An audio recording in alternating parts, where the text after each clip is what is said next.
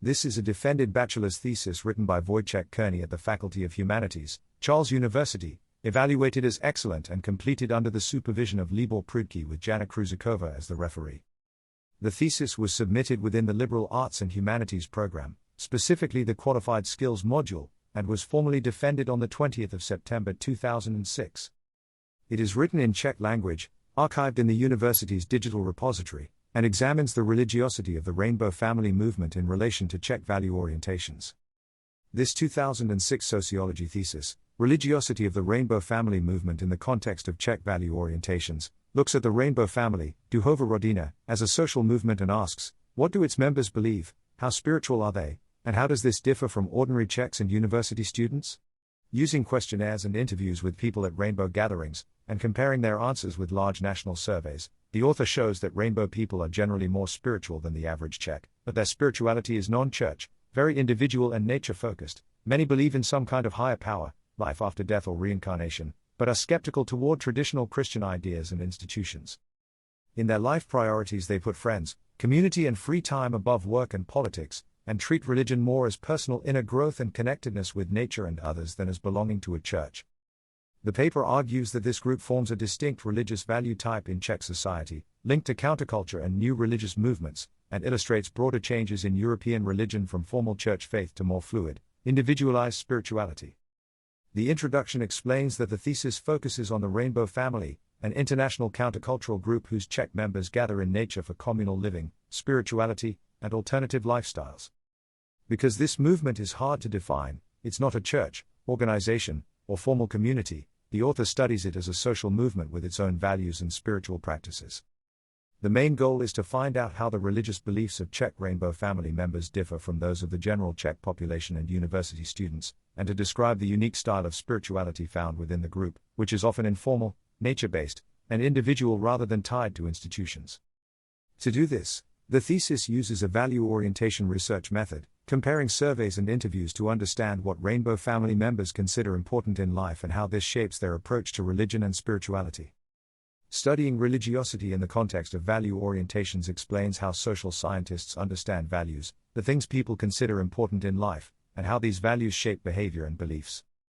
It reviews major theories that describe values as the cultural building blocks of society, sources of identity, guides for moral decisions, and motivations for action. The section also describes different research methods used to measure values, such as surveys that ask people to rate the importance of various life goals. The thesis relies on an established value orientation framework used in large-scale studies of Czech university students, which allows different groups to be compared using the same set of indicators. The chapter then connects values to religiosity, discussing how religion changes in modern societies. According to modernization and secularization theories, traditional religious authority weakens as societies become more educated, urban, and individualized.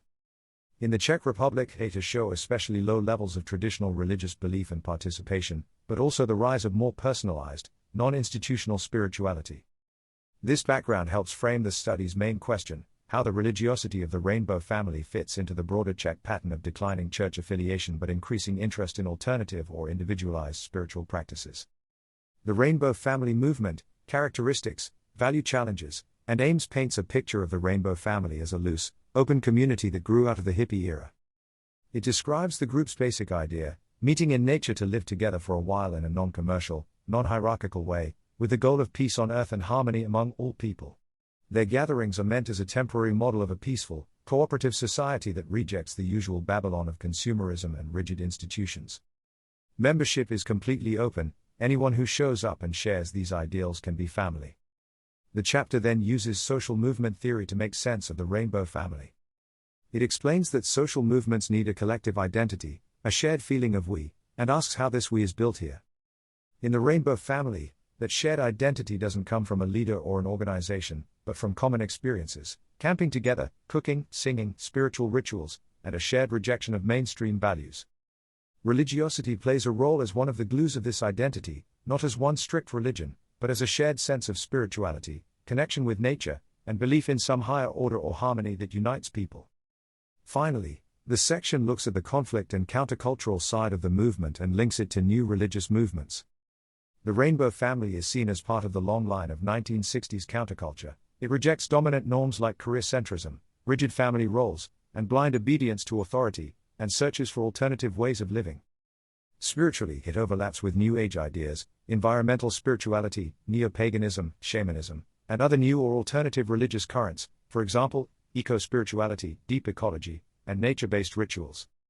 Gatherings become a meeting place for people influenced by these trends, and through them, the family develops its own blend of values and spirituality that stands in gentle but clear opposition to mainstream Czech society.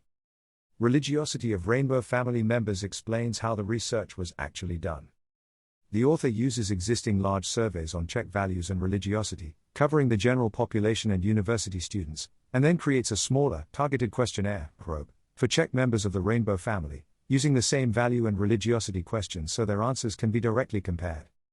The values studied include things like the importance of work, family, friends, free time, politics and religion, plus statements about God, life after death and personal responsibility. The quantitative results show that Rainbow family members have a distinct value pattern. They place friends/companions and free time at the top, with religion also relatively important, while work and family are still important but not as dominant as in the wider Czech population, and politics is least important of all. They strongly tend to disagree with the statement "with death everything ends" and more often express hope in some form of life after death, which marks them as more religious/spiritual than the average Czech. At the same time, many do not believe in a traditional personal God. They more often choose options like "I don't believe in a personal God, but I believe in a higher power," or say they are sure some kind of God exists, resulting in very few convinced atheists compared to the general population. In the value model the author uses, they clearly form a religious type but of an unconventional kind. The qualitative part goes deeper by using semi-structured interviews and participant observation at Rainbow gatherings. The author describes everyday spiritual practices. Time is organized around natural cycles, especially the full moon. The main fire area is treated as a sacred center. People gather twice a day in a circle holding hands, singing and chanting Om, and there are sweat lodges, drumming, meditation and various techniques like yoga or Reiki. Interviews show that participants often talk about God as a life force, higher power, or web of relationships rather than a church-like figure. Many use concepts like karma and reincarnation, and strongly reject rigid religious institutions while still feeling deeply spiritual. They emphasize connection with nature, emotional healing and not causing suffering to others, so the picture that emerges is of a personal, nature-centered, eclectic spirituality that doesn't fit well into classic church categories, but is very important in their lives. In the conclusion, the author sums up that members of the Rainbow family are clearly more spiritual than the average Czech, but in a very non-traditional way. They rarely fit into classic church categories. Many don't believe in a personal, Christian-style God or institutional religion, yet a large majority believe in some kind of higher power, life force, or spiritual dimension, and often in things like karma or reincarnation. Their everyday priorities also reflect this. They give especially high importance to friends, community, free time, and inner life, while work, family and especially politics play a smaller role than in mainstream society. Together, their answers form a distinct religious type in the value model used, strongly spiritual, but allergic to dogma and hierarchy. When compared with the broader Czech population, the Rainbow family almost looks like the mirror opposite of the country's stereotypical secular profile. While many Czechs are formally non-religious, indifferent or atheistic, Rainbow people show strong belief in transcendence and life after death, but outside traditional churches. At the same time, they fit well into wider Western trends of modern spirituality, individualized, nature-centered, mixing elements from different religions and therapies rather than following one official doctrine. The thesis concludes that the Rainbow family is a small but telling example of how religion is changing today, from belonging to a church to living a highly personal, fluid spirituality woven into lifestyle, community, and ecological concern. The appendix presents 9 personal interviews with Czech Rainbow family members, each sharing their own distinctive mix of nature-based spirituality, views on God and death, and reasons for rejecting formal religion in favor of personal, experience-driven beliefs. Interview 1, Higher Order and Balance, Not Church God. I don't really like the word God, because it drags a lot of church baggage with it. For me, what you might call God is more like a primal force and a set of laws that keep the world in balance, something like karma or a basic order of things rather than a person sitting above us. I feel there is a higher power that makes sure what we do has consequences, and that the world tends toward equilibrium. I'm more interested in living in tune with that order than in belonging to any religious institution. Interview 2, My prayer is lying in the leaves. Spirit for me is very simple and very physical. When I'm in crisis, I try to calm down, open up to a bigger consciousness and see the situation without emotional fog. I feel that through nature. My prayer is to lie in autumn leaves, feel the presence or consciousness of the earth and talk with her, with Mother Earth. I experience the divine as one and everything, a single living whole that I can touch through my body, breath and the forest around me, not through dogmas or rituals someone prescribes. Interview 3. I believe in reincarnation and karma. I'm convinced that when we die, it's not the end. I believe in reincarnation. Each of us has a soul that goes on and is born into another body. The soul carries what we've done, good and bad, and in the next life we work it through. So it won't be me again as the same person with the same name and job, but that deeper something that connects all my lives continues. For me, rainbow gatherings fit into that. They're places where the soul learns and clears old baggage. Interview 4. I use the word God just to be understood. I don't believe in a personal God, but I still sometimes say God because it's a convenient word other people recognize. For me, it's just a label. What I actually mean is something impersonal and vast, more like a field of being we're part of. When you watch how people use words, you can adjust and speak their language, but inside you're thinking of something broader than the church picture. So I can talk about God quite a lot, even though my own idea of it is very different from the traditional one. Interview 5. God is the web of relationships, not a man above us. When I answered the questionnaire, I often had in mind the God of priests, something outside of people, judging them, and that's why I checked more negative options. But if you ask what God means to me, I'd answer totally differently. God, for me, is everything. It's the relationship between people, animals, all beings, and that relationship itself. We create it and are created by it at the same time. If the question had used this meaning of God, I'd say, I know God exists, with no doubt. I just don't accept the idea that someone has to believe in a church God in order to live right. Interview 6. Spiritual, but wary of manipulation. I see a spiritual dimension in life, but I'm careful about systems that claim to have the truth. I feel there is some kind of higher order or meaning, yet I'm very aware that religious stories can be used to control people with fear and promises. I take what helps me grow and be kinder, but I don't want to hand over my judgment to any guru or institution. That's also why the rainbow family suits me. There are many paths side by side, and nobody is forcing one doctrine on everyone. Interview 7. Karma, balance and responsibility. I often talk about karma, but by that I mean the way our actions build habits and patterns that shape our lives and the world around us. I imagine a sort of prime force and laws that keep things in balance, not a God who rewards and punishes. For me it's simple: if I cause suffering, something goes out of balance and it will show up again somewhere, sometime. So I try to live so that I don't create more mess than necessary, not to earn points for heaven, but because I'm part of this whole and responsible for it. Interview 8. I don't know what's after death, and that's okay. Honestly, I don't know what happens after death, because I haven't died yet. Maybe there's nothing, maybe there's something, but right now it's not important to me. What matters is how I live here and how I treat people. I'm not against ideas like karma or reincarnation, but they may also just be a kind of sugar for people who are scared. You don't need that to behave decently. If someone makes you suffer, you know how it feels, and with a bit of sense you understand that when you do it to others, it's the same thing. Religion, to me, is often a set of useful stories, functional lies, that can help some people act better, but I don't personally need them to know I should try not to hurt others. Interview 9. Death as transition and preparing for it. I don't see death as a hard stop but as a passage from one side to another. I'm fascinated by cultures, like some Native American tribes, where people had a death song they would sing when they felt their time coming, as a way of stepping consciously into that transition. I think we should prepare for our own death, not by clinging to fear or dogma, but by living in such a way that when the moment comes, we can accept it. For me, God is a higher force or power connected to this whole cycle of life and death, something you feel more than define. The following a recreation of the 2005 Czech Rainbow Gathering through the participants' own stories and experiences, showing what daily life, spirituality, and community felt like on the ground. It's August 2005 in the Išlebsk Hory, a quiet corner of the Czech mountains. The National Rainbow Gathering has been going on for days, and by now nobody really cares what time it is. Out here, time follows different markers: the weather, the mood of the camp, and especially the moon, whose full phase will be the high point of the whole month-long meeting. The author notes that clock time disappears, the rhythm of life bends to natural cycles, with the full moon night understood as a kind of new year, the rebirth of time for this temporary community. The heart of the gathering is a clearing with a main fire. This place is treated as a small sanctuary. There are rules about how to behave there, showing respect for the fire and its ashes, which stand for birth and purification.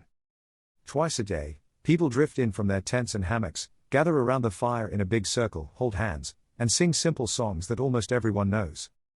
At the end they chant Om together, and a smaller circle around the food seems to bless the meal before it's shared out to everyone. It's a ritual of thanks, but also of belonging. For many, this is where they most feel like family. Around that fire and in its orbit, little personal stories float. One woman, when asked what prayer means to her, doesn't start with churches or texts. She says that when she has some crazy crisis, some heavy problem, she tries to calm herself, to open up to a bigger awareness and see simple rules behind the chaos. For her, prayer is rolling in autumn leaves, feeling the consciousness of the earth and talking to Mother Earth like to a living being. God, as she puts it, is one and everything. On the rainbow, she laughs, life is so pleasant it can easily slide into partying, drinking and getting high 4 times a day, but for her the real sweetness is in everyday joys, small little happinesses, learning to like herself and create harmony in her family as well as in the camp. Another participant sits in the circle and hears the question, what does religion mean to you? He answers from Religiosity that religion is a kind of teaching, something institutional, belonging to churches as groups. For him, that is not the same as spirituality. Religion is doctrine, spirituality is the living thing between people and nature that he actually cares about. Nearby, someone else describes religion more gently as people following God or gods together, supporting each other, a way of creating a community around shared faith, even if they don't want to call it church. The mountains are full of quiet conversations about death. One evening in Religiosity, dated the 20th of August 2005 in the transcript, a man admits he rarely answers surveys with strong certainty. He has no fixed dogma, but he leans toward Buddhist ideas of many lives, one after the other, until you somehow get out of the cycle. Even if he didn't believe in any religion at all, he says, purely materialistically, nothing ends with death. You are a clump of cells that become soil, worms, new life. You're still life, you're still part of life even as your body rots and feeds other beings.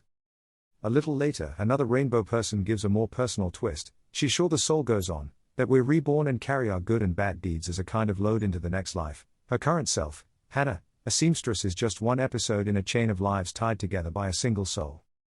Between trees and tarp roofs, people share stories of how they deal with pain.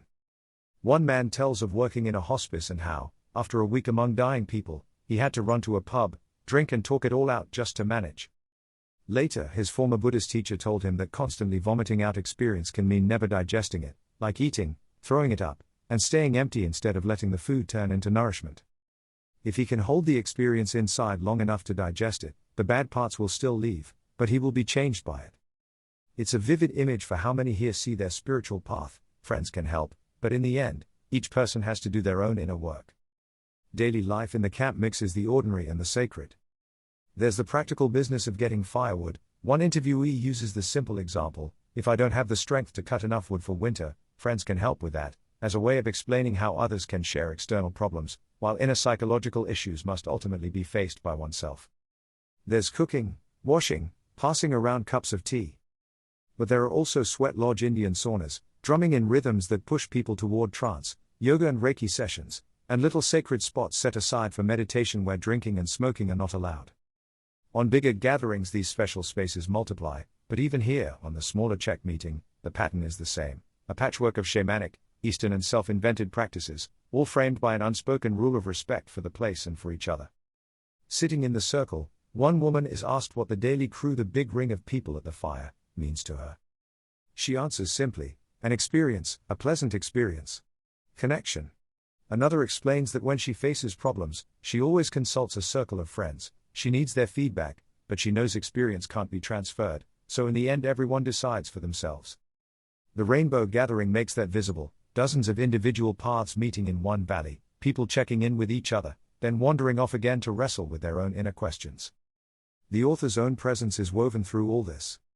He notes that his observations come from attending the European gatherings in Bulgaria, 2004, Germany, 2005, and from being physically present at this Czech regional gathering in the Religiosity in 2005.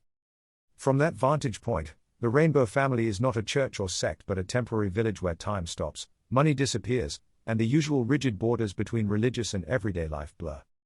The full moon, the fire circle, the soft August nights full of talk about God, death, Karma, hospice work, autumn leaves and chopping wood. Together they form the picture of how Czech rainbow people lived and experienced spirituality in that mountain clearing in 2005.